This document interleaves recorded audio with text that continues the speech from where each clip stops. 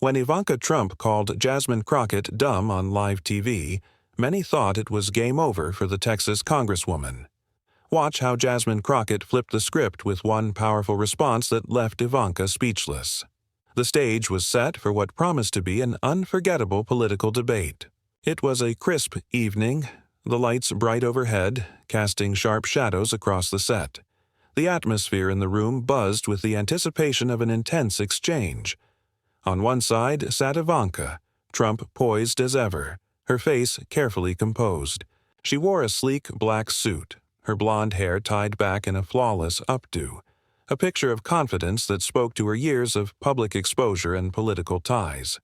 She had a reputation for holding her ground, no matter the topic. Her father, the president, was watching closely, and the stakes were high.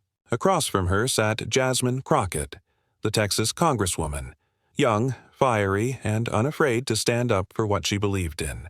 She was dressed in a sharp red jacket and dark jeans, a far cry from Ivanka's polished appearance. Her energy filled the room. Her dark eyes sparkled with focus and determination, every inch the person ready to take on the political establishment. The debate was supposed to center around the health care reform bill, a piece of legislation that had generated intense discussion across the country. But it wasn't just about the policy anymore. This debate with these two women had evolved into something more personal, and everyone in the room knew it. The host introduced the topic. A new health care bill had been pushed forward by the current administration, and it was controversial. On one side, Ivanka presented the bill as a necessary step for economic growth. "We need to think about the broader picture," she began, her voice calm and measured, the kind of tone that suggested she had rehearsed these words countless times before. "This bill will help stabilize the economy, reduce the deficit, and bring jobs back to the healthcare sector. It's a long-term plan with benefits for the country as a whole." The audience was silent, hanging on every word. Ivanka's argument was clear. She wasn't just talking about policy. She was framing it as the solution to America's long-term economic troubles, but there was something almost detached in her delivery. She wasn't passionate. She was calculating. As she finished, her eyes flicked to Jasmine, and the challenge was evident. The two women locked gazes for a brief moment. Ivanka's stance was firm, almost smug. She had no doubt in her mind that she was winning. Jasmine, however, wasn't intimidated. She leaned forward in her seat, her posture straight but relaxed, hands resting lightly on the desk in front of her. There was a quiet intensity in her eyes, an unmistakable readiness to take on whatever Ivanka threw her way. When Jasmine spoke, the room seemed to shift. "With all due respect, Ivanka," she began, her voice confident but warm, "this bill isn't about helping the people. It's about protecting the rich. It's not about the economy either. It's about cutting corners at the expense of millions of families who will lose their health care." She paused, letting the weight of her words sink in before continuing. "It's not just about numbers on a page. It's about real lives, real people who will suffer." The crowd murmured, some nodding in agreement, others uncertain. There was something different about Jasmine's approach. She didn't just talk about the bill. She talked about the people it affected. Her voice was not just strong, it was empathetic, like she was speaking for those who had no voice in this conversation. Ivanka's response came swiftly, her lips curling into a thin smile. She wasn't moved. "I understand your passion, Jasmine, but sometimes passion doesn't equate to good policy." She didn't hesitate. "You can't look at this through the lens of emotion. This bill isn't about feelings, it's about what's best for the country as a whole." It was clear now. Ivanka wasn't going to back down. She wasn't here to debate policy. She was here to win. And she knew that dismissing Jasmine's emotional argument could throw her off track. But Jasmine wasn't a rookie. She wasn't just playing with passion. She had facts and numbers to back up her claims. Still, Ivanka was trying to pull the conversation in a direction that would benefit her, trying to make the debate about who was reasonable and who was emotional. Jasmine's voice didn't rise, but the conviction in her tone was undeniable. "It's easy to talk about what's best for the country, Ivanka, when you don't have to worry about whether your children will have access to health insurance," she said, leaning forward again. "But I've seen the pain in my district. I've seen the families who've had to choose between paying their rent and buying their medicine." It was clear this wasn't just about politics for Jasmine. She was speaking from the heart, drawing from her own experiences as a congresswoman in a state with a high number of uninsured citizens. Her words resonated with the crowd more than Ivanka's. Ivanka's eyes narrowed. She hadn't expected Jasmine to respond with such force, and it was evident that she wasn't quite prepared for it. The room had shifted. What was supposed to be a calm debate had transformed into a battle of ideals, one about cold, calculated economics versus one about real human struggles. And then, in a move that many in the audience hadn't seen coming, Ivanka snapped. "You're being dumb if you can't see how this will benefit everyone," she said sharply, her words cutting through the air like a blade. The entire room went still. There it was. Ivanka had crossed a line. The insult hung in the air, sharp and jarring, and even those who had supported her moments ago seemed taken aback. Jasmine blinked, her expression flickering with surprise, but her composure never wavered. The tension in the room escalated. The debate was no longer just about policy. It was about pride, and it was about to get even more intense. The insult hung in the air like a heavy cloud, suffocating the tension in the room. Ivanka's words had struck like a slap, unexpected and sharp. "You're being dumb if you can't see how this will benefit everyone," she said, as if dismissing Jasmine's entire argument with a wave of her hand. For a moment, the audience seemed frozen. Some leaned forward in their seats, eager for a response. Others exchanged nervous glances, unsure of how Jasmine would handle the attack. The camera zoomed in on her face, capturing her every move. Jasmine's reaction, however, was nothing like what anyone expected. For a fleeting second, her expression softened. A small flicker of surprise passed across her face, but it quickly disappeared. There was no anger, no rush to retaliate. Instead, Jasmine did something that would leave everyone in the room stunned. She smiled. It wasn't a smile of amusement or mockery. It was a calm, knowing smile, one that seemed to say, "I'm not rattled by this." Her response was deliberate, slow, and steady. She didn't shout, didn't raise her voice. She didn't need to. Her words, calm and measured, cut through the tension like a hot knife through butter. "Really, Ivanka?" she said, her voice low but unmistakably clear. "Tell me exactly how does calling me dumb help your argument? Because I'm still waiting for the part where you explain how hurting millions of Americans is good for the country." The audience shifted. There was an audible intake of breath followed by the rustling of papers and murmurs of agreement. Ivanka's smile faltered for just a split second, and in that instant, it was clear. Jasmine had taken control of the room. Jasmine wasn't reacting out of anger. She wasn't rattled or defensive. Instead, she was speaking with a quiet power, as if to say, "I don't need to lower myself to your level." Her gaze remained unwavering as she looked at Ivanka. Her posture relaxed, her shoulders square. There was no sign of the unease that often creeps up when one is attacked in public. Instead, Jasmine radiated confidence. And it wasn't the kind of confidence that comes from boasting or one-upping the opponent. It was the kind of confidence that comes from knowing you are right and that you can defend it with dignity.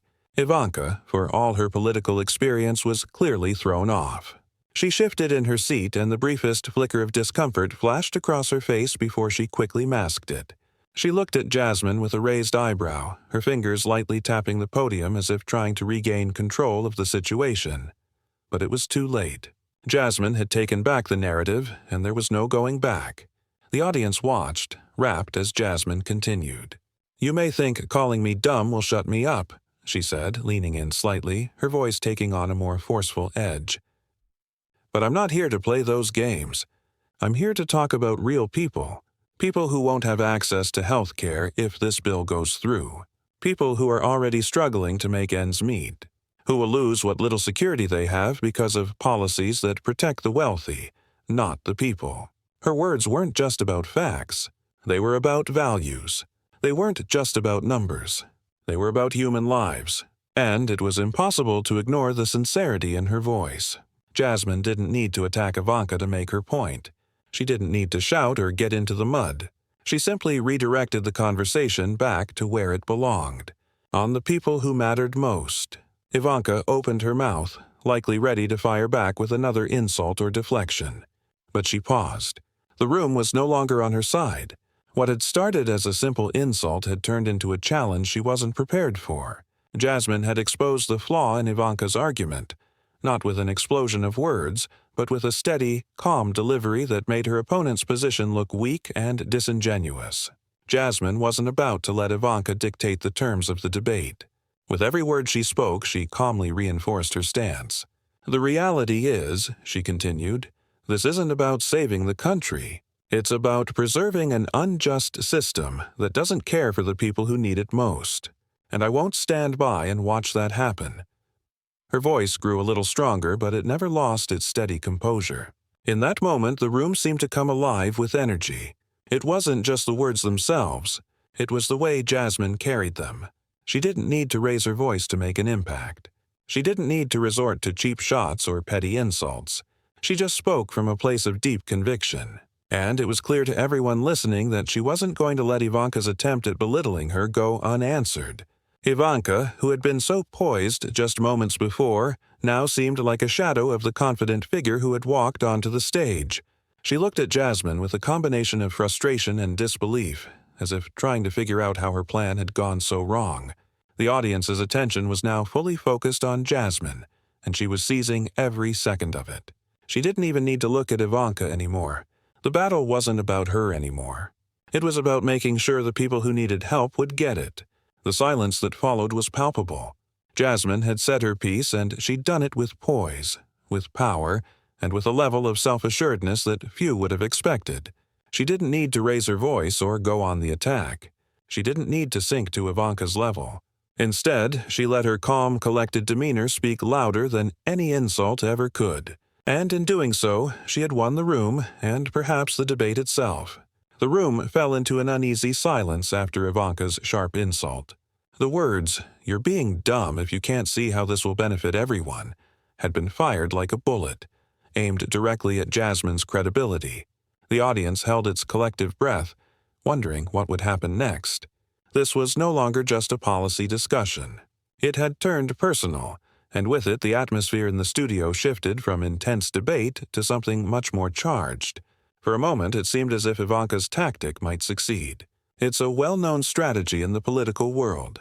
Belittle your opponent, make them look foolish, and in doing so, shift the focus from the issues to their character. It had worked countless times before in the political arena where insults often became the weapon of choice. Ivanka, standing as a seasoned political figure with the Trump name behind her, had the confidence that her attack would rattle Jasmine. But in this case, it didn't. Instead, Ivanka's words had the opposite effect. In a split second, Jasmine's demeanor changed. She didn't react in anger, nor did she flinch or show the vulnerability most would have expected. Rather than looking defensive, she looked almost amused. It wasn't a smile of mockery. It was the kind of smile someone gives when they see a tactic that's not only cheap, but flawed. Jasmine's posture, already confident and open, didn't change. She didn't lean back in her chair or retreat. Instead, she leaned in ever so slightly, her hands still resting on the desk, her gaze unwavering. Ivanka's words, meant to diminish, now seemed to have the opposite effect. Jasmine's calm response, her composed yet cutting words, cut through the tension like a calm voice in the middle of a storm. "Really? That's the best you got?" Jasmine's voice remained steady, unaffected by the verbal jab. "Let me get this straight. You think calling me dumb will somehow make your argument stronger? Tell me how, 'cause I'm waiting to hear it." Her words were sharp, but there was no raised voice. Jasmine didn't shout. She didn't attack back in the same way. Instead, she wielded something far more powerful, the ability to take the moral high ground. She was calm. She was dignified, and she wasn't going to let the conversation degenerate into petty name-calling. Ivanka, for the first time, faltered. The smooth, confident exterior she had carefully constructed began to crack. Her eyes narrowed, her jaw clenched, and her fingers drummed nervously on the podium. She wasn't sure how to respond. She hadn't prepared for this. In political debates, especially ones as high-profile as this, every move is calculated. Ivanka had expected a fiery retort or at least some form of defensiveness from Jasmine. Instead, she was faced with an opponent who had calmly called out the flaw in her tactic. In a world where name-calling often wins debates, Jasmine's refusal to fall into the trap was unexpected, and it left Ivanka without much ground to stand on. The audience noticed the shift in power was subtle, but undeniable. What had been a clear-cut battle between two political figures now felt like a showdown of integrity versus opportunism. Jasmine's focus remained on the issue at hand, the health care reform, while Ivanka's was slipping into the realm of personal attacks. The more she tried to reassert her dominance, the more it became clear that she was losing the room. Ivanka's eyes darted around, her gaze flicking to the audience as if searching for some sign of support. But it wasn't there. The energy in the room had shifted.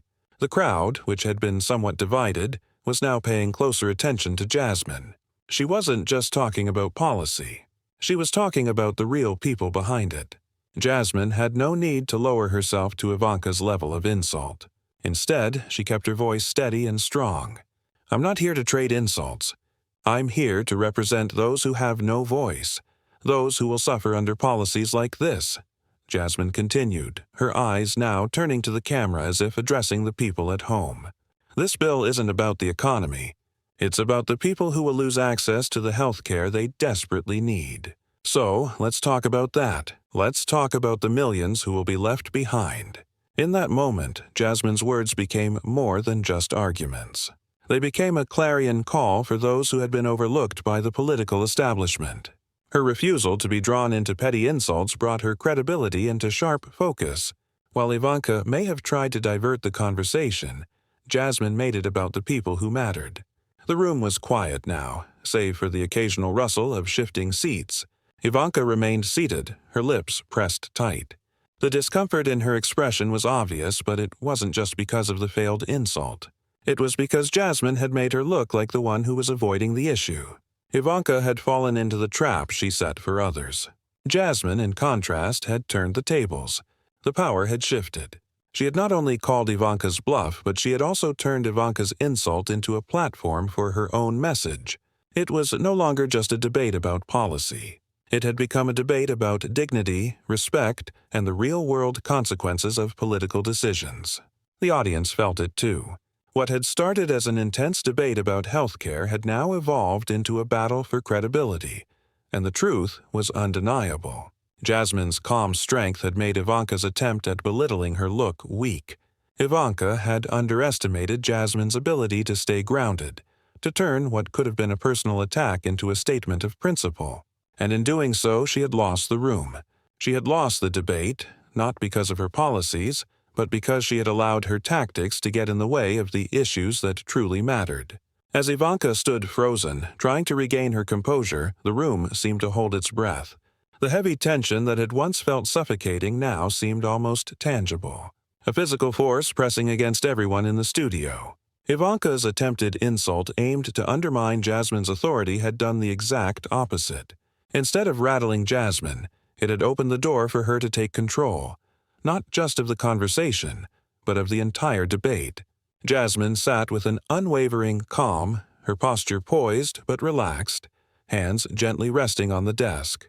It was the stillness of a person who knew the storm was over and that the ship had already sailed. She wasn't just reacting, she was owning the moment. With Ivanka scrambling to regain her balance, Jasmine seized the opportunity to deliver a message so sharp and focused that it would resonate long after the debate ended. "Let's talk about the real consequences of this bill," Jasmine began, her voice steady, but now carrying an edge of quiet authority. Her words weren't just aimed at Ivanka. They were aimed at the audience, the voters, and the country watching. She had successfully shifted the conversation back to what mattered most, the lives at stake.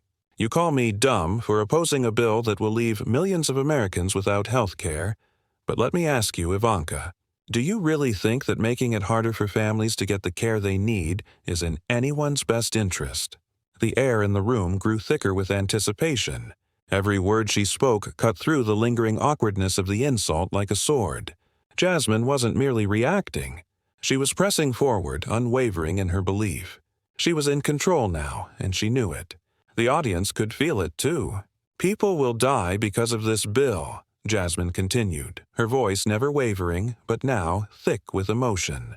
"People will be turned away from the doctor's office, unable to pay for their prescriptions, forced to choose between food on the table or medicine. And you stand here playing politics, pretending like it's all just a game. You have the luxury of never having to worry about these things. I don't, and neither do the people I represent." It was a punch to the gut. The room went still again, but this time the silence was not uncomfortable. It was reflective. Jasmine wasn't just debating policy anymore. She was speaking truth to power. Her words were a direct challenge to Ivanka's carefully curated image. She wasn't just talking about a bill. She was talking about the faces behind it, the real people who would suffer if it passed. Ivanka, still standing at her podium, had no answer. The look on her face now wasn't one of composure or authority. It was a fleeting mix of frustration and doubt. Jasmine had landed a direct blow, and it was clear that Ivanka wasn't prepared for this kind of response.